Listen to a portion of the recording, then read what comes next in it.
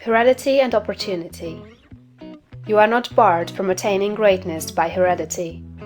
No matter who or what your ancestors may have been, or how unlearned or lowly their station, the upward way is open for you. There is no such thing as inheriting a fixed mental position. No matter how small the mental capital we receive from our parents, it may be increased. No man is born incapable of growth. Heredity counts for something.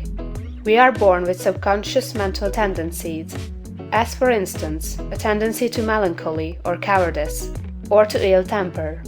But all these subconscious tendencies may be overcome. When the real man awakens and comes forth, he can throw them off very easily. Nothing of this kind need keep you down. If you have inherited undesirable mental tendencies, you can eliminate them and put desirable tendencies in their places. An inherited mental trait is a habit of thought of your father or mother impressed upon your subconscious mind. You can substitute the opposite impression by forming the opposite habit of thought. You can substitute a habit of cheerfulness for a tendency to despondency. You can overcome cowardice or ill temper. Heredity may count for something too, in an inherited conformation of the skull. There is something in phrenology, if not as much as its exponents claim. It is true that the different faculties are localized in the brain, and that the power of a faculty depends upon the number of active brain cells in its area. A faculty whose brain area is large is likely to act with more power than one whose cranial section is small. Hence, persons with certain conformations of the skull show talent as musicians, orators, mechanics, and so on.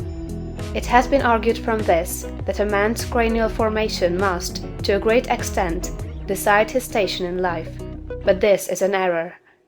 It has been found that a small brain section, with many fine and active cells, gives as powerful expression to faculty as a larger brain with coarser cells. And it has been found that by turning the principle of power into any section of the brain, with the will and purpose to develop a particular talent, the brain cells may be multiplied indefinitely. Any faculty, power, or talent you possess, no matter how small or rudimentary, may be increased.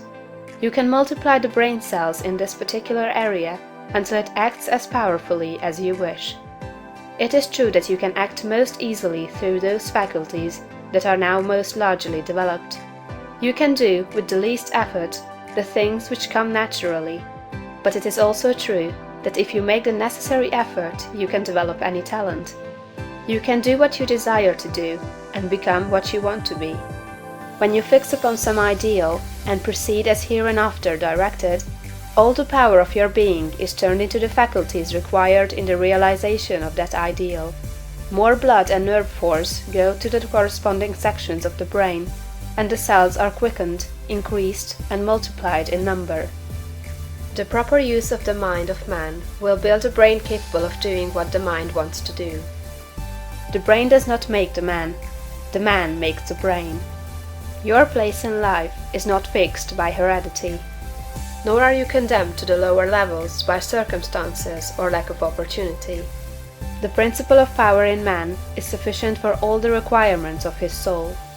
No possible combination of circumstances can keep him down, if he makes his personal attitude right and determines to rise. The power which formed man and purposed him for growth also controls the circumstances of society, industry, and government. And this power is never divided against itself. The power which is in you is in the things around you, and when you begin to move forward, the things will arrange themselves for your advantage, as described in later chapters of this book. Man was formed for growth, and all things external were designed to promote his growth.